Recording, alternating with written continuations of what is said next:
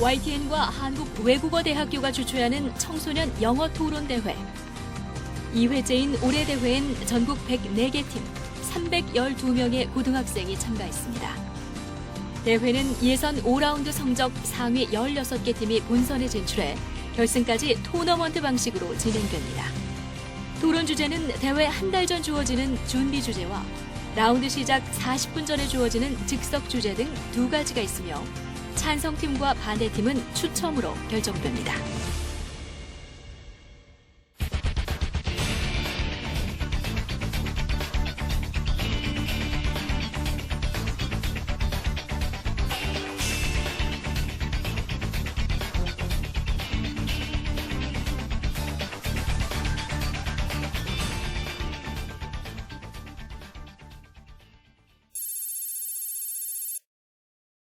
Now I'll officially declare the grand final for the second YTN Hub's Youth English Debating Championship begins now. Now I'd like to call upon the first speaker of the proposition to begin the debate.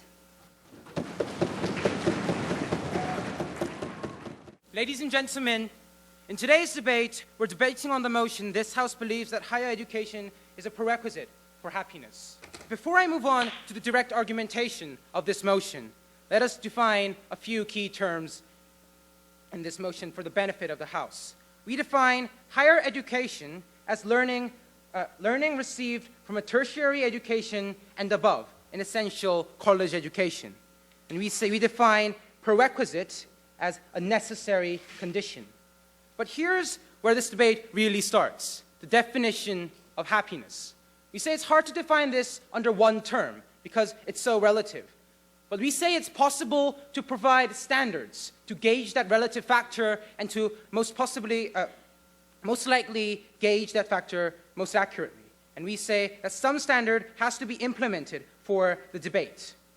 We're going to use the Aristotelian standard of utilitarianism first. A person is happy when he or she bears the greatest utility. No, sir. And we say that's the first thing we have to remember in the standard of happiness. And we say a person is happy when he's able to be productive and contribute to society, again, producing greatest utility. No, sir. And we say that this coincides with Maslow's hierarchy of needs, which is our second standard of happiness. We say on the top of Maslow's hierarchy of needs, there is self-realization. And you say with self-realization at the top, this is what we have to decide, this is what we will use when deciding people are happy. Self-realization, and also the acceptance by others. So three things we have to remember in today's debate, ladies and gentlemen, as I can't clarify more, is the standard of happiness of first, greatest utility, second, self-realization, and third, recognition and acceptance by others. So let's move on to the first, contemporary settings.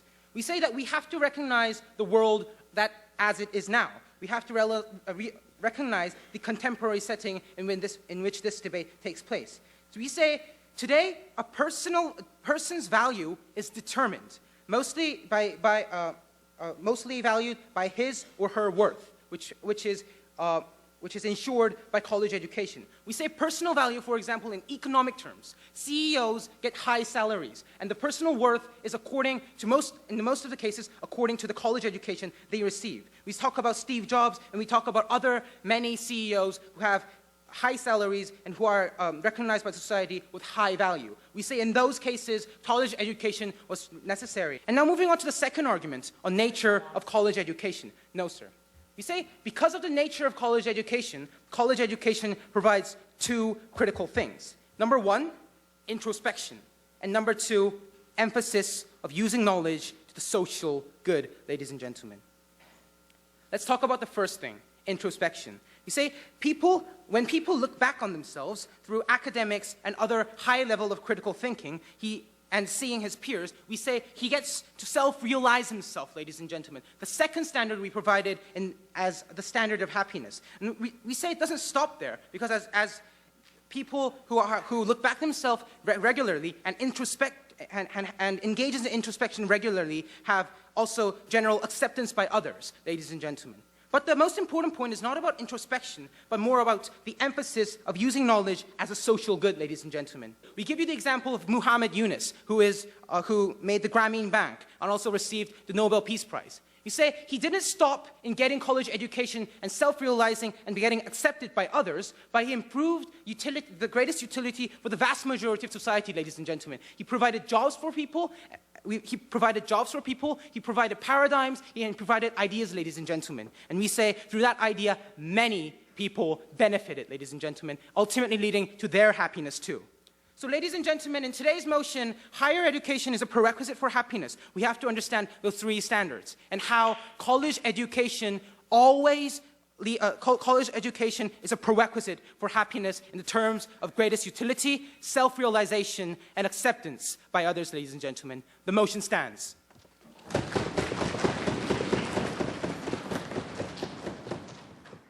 I'd like to call upon the first speaker of the opposition to present your case. I agree with two things that the Prime Minister said. First, I agree that happiness is relative. Second, I agree that Steve Jobs is a great man. However, with that exception, I have to disagree on many things. I'll begin with two, with regards to our interpretation of the motion. The first thing I find very problematic is that the government somehow mistook the word prerequisite. If something is a prerequisite for another thing, you need the something to have the other thing. Just because higher education guarantees something doesn't mean that there are any other ways of achieving happiness. So even if they succeed in persuading us that higher education is indeed a guarantee for happiness, they have to disprove that there is no other way of attaining happiness. Without that, we cannot say that they have fulfilled the spirit of today's motion. The second thing I cannot agree about is their standards. The Prime Minister came up and the first thing he said was that happiness is relative. This individuality of happiness is precisely the material of the opposition case today, which I will discuss in the first point. Having said that, let's look at two things in my speech. First of all, I'll go over the government case, see what they've really said, and try to refute it. And then in the remaining time, I'll introduce the opposition case, the first 2 points out of the three we have today. Let's look at the government case. The first contention was that we had to look at contemporary settings, and we have to realize that higher education does indeed translate to greater worth. I have 4 responses.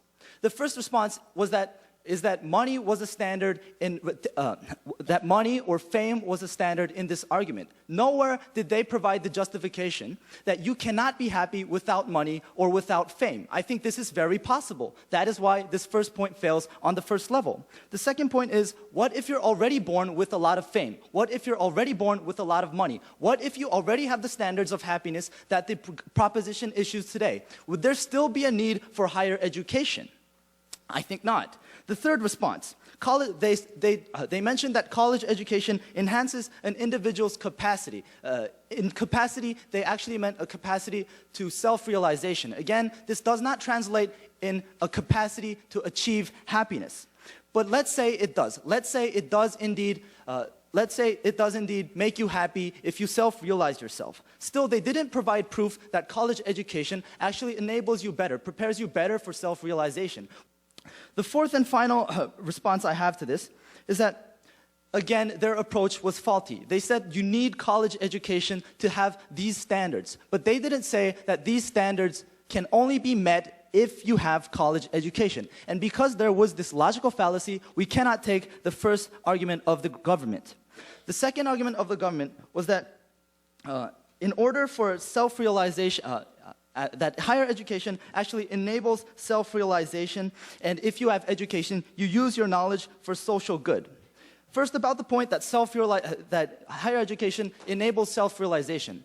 In addition to the many points I've talked about, we on the opposition actually think that with all the resources, time, and money that goes into higher education, there's actually a possibility that it actually hurts the chances that you take the time to look into yourself. We're not saying it will happen all the time, but considering the massive tuition, the massive time you have to put into college education, there is at least the chance. They did not think about this, and that is the first reason why we cannot take their second argument. Let's look at their argument about how higher education enables individuals to use their capacity for the society. one of their standards for happiness was maximum utility. So under their understanding, it makes you most happy when you maximize your own utility. Assuming that utility is limited, why would it make an individual more happy to actually give this utility to other people? We see a clear contradiction here. Having said that, let's go over to the opposition case. The first argument of the opposition case is that you can't really define happiness. It has to do with the nature of happiness, and that's what I'm going to analyze. The first nature of happiness is that it is undefinable because we are all different people and we draw happiness from a diverse amount of sources. The second nature of happiness is that it is immeasurable. Because we all have different standards for happiness, following that train of logic, it makes happiness impossible to measure. So following that logic again, it makes it impossible to determine a correlation between higher education, an external factor, and self-satisfaction. The second point I have to mention today in my case is that higher education may be conducive, but it isn't necessarily necessary to attain happiness. It is just like another activity. It's just like listening to music. It's just like riding a skateboard. So what have I told you today? The first thing I've told you is that the government has mistaken the word prerequisite. They haven't thought about the other sources one individual could rely on to get happiness. The second is that they've mentioned a lot of standards we have to follow, we have to adhere to fit their case, which is not true. We believe on the opposition that an individual is the best standard to measure his or her happiness. And with that in mind, we beg you to sign an opposition ballot. Thank you.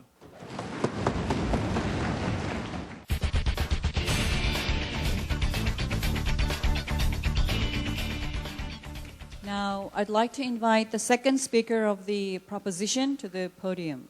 Now, in the Declaration of Independence, it says that all men are endowed with inalienable rights of life, liberty, and the pursuit of happiness. What opposition tells you today, ladies and gentlemen, that happiness is undefinable in any type of framework. What we tell you today, that it can be. What we tell you is that one of the Declaration's independence says is that happiness is something doing what you want to do. Hence our utility standard, ladies and gentlemen. Secondly, we recognize there are psychological factors to doing what you want, therefore the self-realization factor. We also recognize that even if you do what you want to do, it doesn't mean that others are going to like what you want to do. Just because some people have nudist tendencies, not everyone strips in the streets because they fear social stigmatization. We say that's why the third standard of happiness is necessary. And we say it's pretty cheap from opposition to say, we don't like your standard and not challenge it. They're big boys. We like them to challenge it if they have a problem with it, or else live with it. Having dealt with that, let's move on to examine what the leader of opposition gave us. Now, to our first argument, he gave us 4 rebuttals, but he only had one response. It was, oh, we don't need college education to do that. We have many responses to this one rebuttal. Number 1, ladies and gentlemen, we say the definition of prerequisite was correctly understood by government today. Prerequisite means it is a necessary condition to achieve something. Just because, let's say, college education is a prerequisite condition to achieving happiness, it does not mean factors such as music, factors such as education, or factors such as, that was redundant, sorry, factors such as exercise cannot come into contributing to that happiness. We say the basis of all those other activities is education. And then they talked about our nature of college education. To that, in terms of introspection, ladies and gentlemen, they said, well, you can do it without college education. Well, we like to question why. The fact of the matter is, what college does provide you with tools of introspection. Just like you can build a mud house with your hands, you can build a better house with power tools. We say that college provides those power tools for that introspection. Also, he said, you can't define happiness. Well, to this we have something other to say. He said, you can't define happiness, well, but we still have the word happiness, ladies and gentlemen. That has to mean something. We say he's arguing Wittgenstein here, saying that our language can't express any ideas. We don't like the fact that he's arguing oppressive paradigmatic philosophy and like to get something more conventional with that. And also, ladies and gentlemen, he said, if other factors are conducive to happiness, so is education, and therefore is not a prerequisite in terms of determining a person's education. But the standard the proposition said was not only the 3 that we gave you, ladies and gentlemen. We told you that happiness is important not only to the individual, but to the societal good. Also, ladies and gentlemen, we like to talk about on this, how they don't like our standard and how he likes Steve Jobs. The fact of the matter is, what do they not like about our standard, ladies and gentlemen? If its happiness is relative, and its happiness does not go with maximizing utility, self-realization, or even acceptance by others, it's questionable why he's even at this debate tournament. And we'd like him to provide those happiness standards that do not come into our category if he wants to complain about them, ladies and gentlemen. So what must you consider in today's debate? We gave you 3 very clear standards of happiness: maximizing utility, self-realization, and also social acceptance. Standards that opposition didn't like, but didn't say why they didn't like it. They opposed for the sake of being an opposition, kind of like a Korean parliament. But anyhow, we also gave you examples of individuals maximizing happiness and societies maximizing happiness, how they have to deal with those 2 standards as well. And seeing that education, tertiary education, is going to maximize happiness by those 3 standards and the 2 requirements, I beg to propose. Thank you very much. I'd like to call upon the second speaker of the opposition to the podium. Ladies and gentlemen, the famous Albert Einstein actually dropped out of high school at the age of 15. And this, Einstein himself shows us that higher education isn't really a prerequisite to happiness, because I'm sure, all of you know that Einstein, did produce a lot. He was one of the most famous physicists in the world. I'm sure he really had a lot of self-realization. I'm sure Einstein was sure of himself when he made up, his theories about, physics. And I'm certainly sure that he was accepted by others because, everyone here knows about Albert Einstein. And yet, he did not take or participate in higher education. And we think it's very contradictory for the government side today to suddenly, in the first speaker, to suddenly say that happiness is relative, how, there really is no meaning to happiness, and then suddenly, right after, give us 3 standards of happiness. We think this is very, confusing for everyone today here in today's debate. Now, first of all, they give us 3 standards. And I'm going to, first of all, rebut to this point by saying that these 3 standards isn't really the real standard for happiness. And instead, I'm going to show you exactly, I'm going to throw you 2 questions. No, thank you, sir. First of all, why? And then second of all, how? So first of all, why? Why does utility, decide whether I am happy or not? I may not be a productive student at school, but however, I may be happy. Even if I get, bad grades at school, I'm sure I can be happy. This does not decide my happiness. And then second, how does self-realization actually decide my happiness? Yes, I may know a lot about myself, but that doesn't necessarily make me happy. If I know that I'm really, I have a bad personality, if I know I'm really, shorter compared to others, that necessarily does not make me more happy. No, thank you, sir. And then third, how does acceptance by others make me happy? How does, more people knowing about me make me happy? This hasn't been, addressed by the proposition. And they haven't given us a causal link on how the acceptance of others actually decides, the happiness rate of myself. They haven't explained this, and they haven't given us examples. And so at the end of today's debate, basically what we're trying to say is that there's, first of all, a problem with their, standards in the first place, because it's very contradictory with what they first said, that happiness is relative. And then second, we think that they haven't proven how higher education fits into their 3 standards. And then third, they haven't proven why it's a prerequisite. And we think that, because of all of these reasons, Madam and ladies and gentlemen, Madam and Mr. Speakers, I urge you, this is exactly why I urge you to stand by the opposition side. Thank you.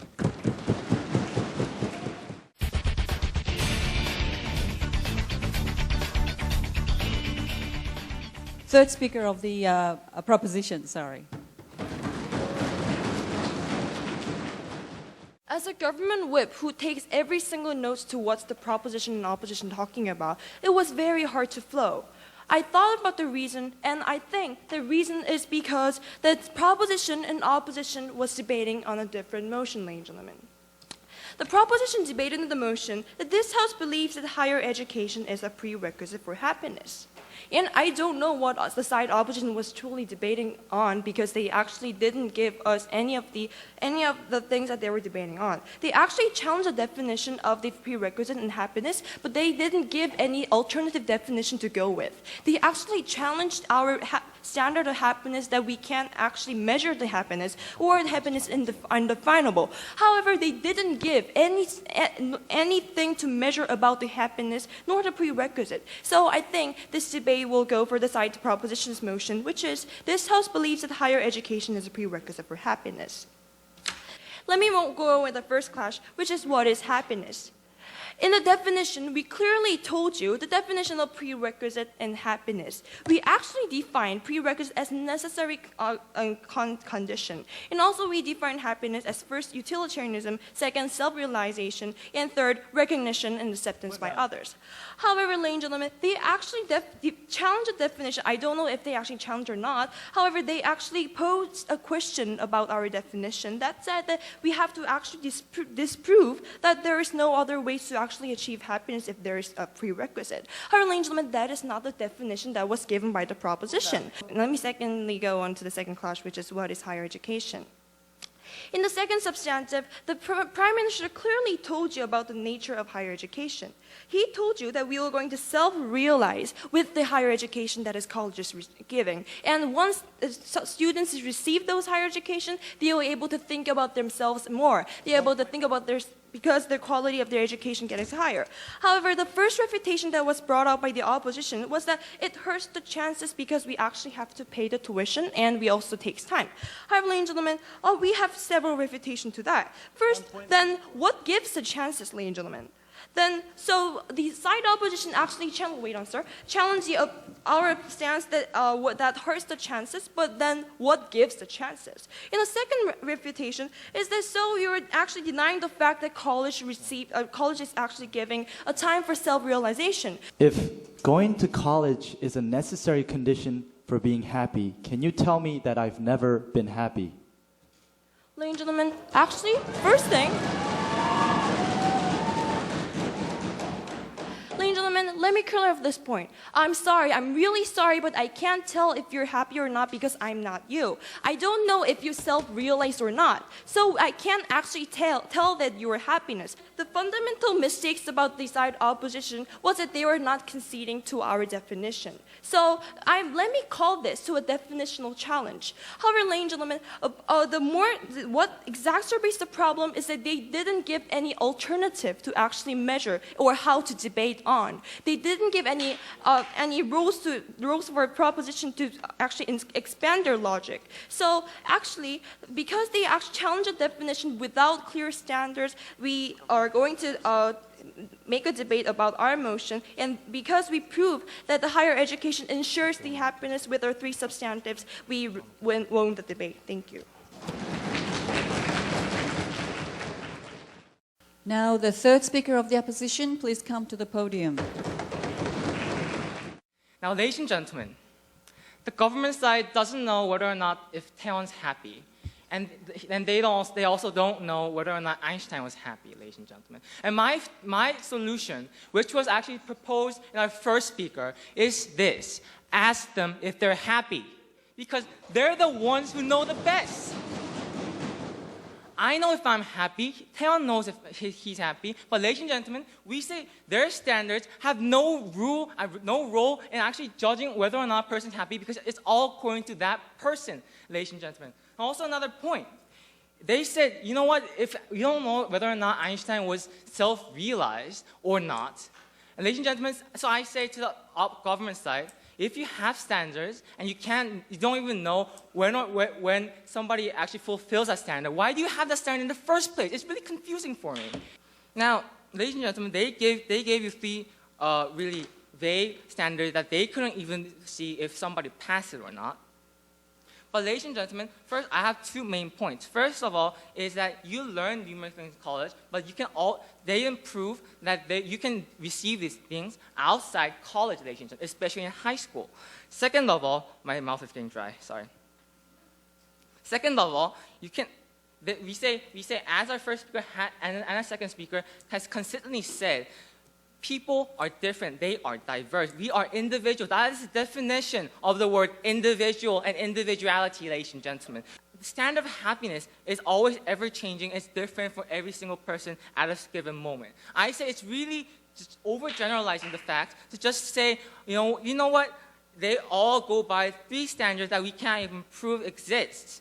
So therefore, ladies and gentlemen, we like to, as opposition third speaker, I have proved to you that higher education does not really bring happiness, or is not prerequisite for happiness, and college education, therefore, ladies and gentlemen, does not stand as valid condition under their model. Thank you very much.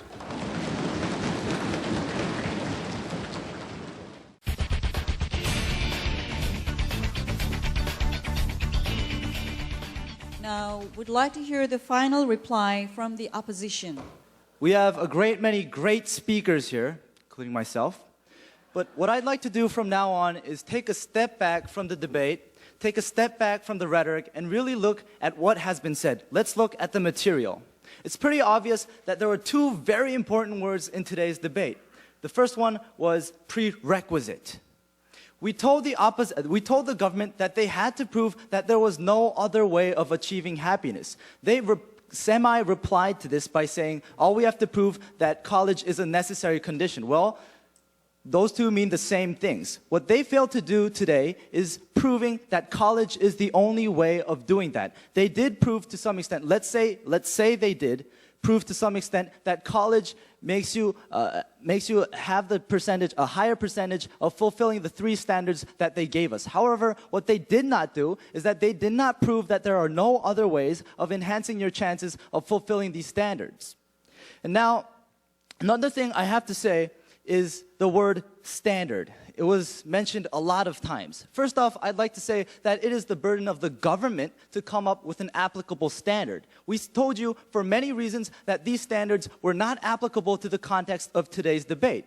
They accuse us of not coming up with our own standard. In fact, we did. In my speech, in our team's first speech, we said that the individual, him or herself, is the best standard to measure his or her happiness. We actually think that measuring happiness is what you need when you have a standard, because according to their standards, you can't really know when somebody's happy or not. You just have the standards and you expect them to do something, but that doesn't happen on the government. I'll tell you about some reasons why we take this debate home today. First of all, you don't have to maximize utility. You don't need to self-realize. You don't need to be accepted to be happy. Second, even if you do, according to them, you can't really tell when you did that. Third, they failed to prove that you need to go to college to do these things. And fourth and finally, it's pretty obvious. I've never been to college, but I am happy. Thank you.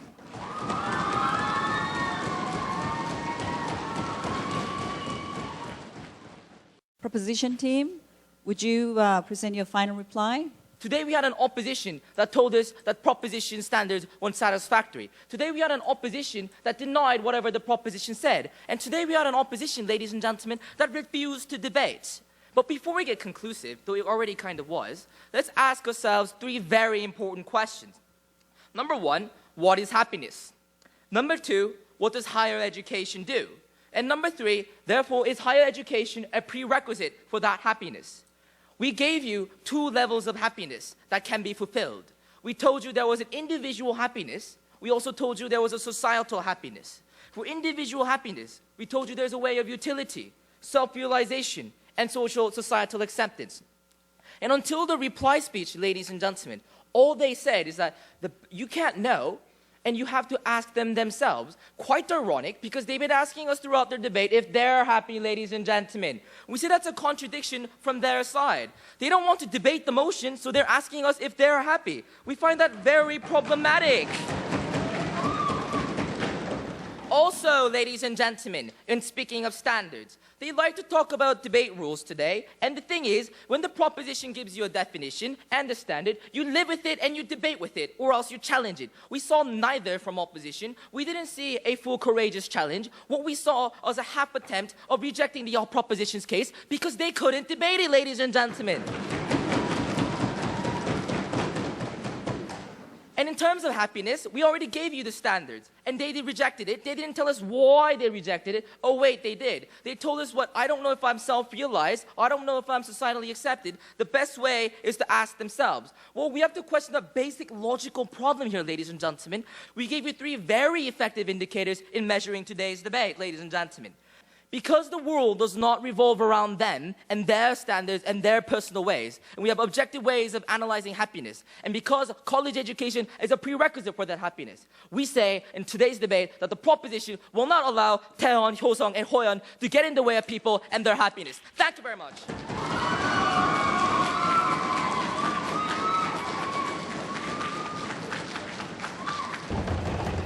The second YTN House Youth Debating Championship High School Division Grand Champion.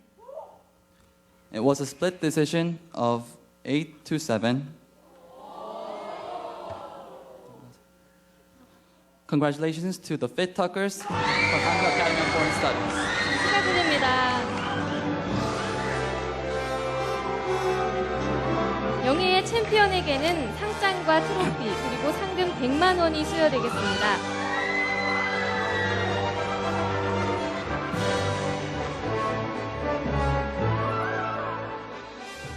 찬성 쪽이 되게 어려운 쪽이었어요. 근데 이상하게도 상대팀이 찬성을 하겠다고 골랐거든요. 저희가 이 입장이 이렇게 보호하기 어렵다 이걸 설명을 잘해서 정리도 잘 돼 있고 규모 자체가 워낙 커서요. 조금 위압감을 받기도 했지만 좀 위축되긴 했지만 그래도 그런 경험들이 저희를 좀 더 낫게 좀 강하게 만들었을까 싶어요. 철학장 작가가 좀 끌리긴 하는 것 같아요. 국제적인 일이나 다른 사람들이랑 같이 이렇게 말을 하거나 뭐 토론하거나 그런 일 하고 싶어요. The Fit Talkers!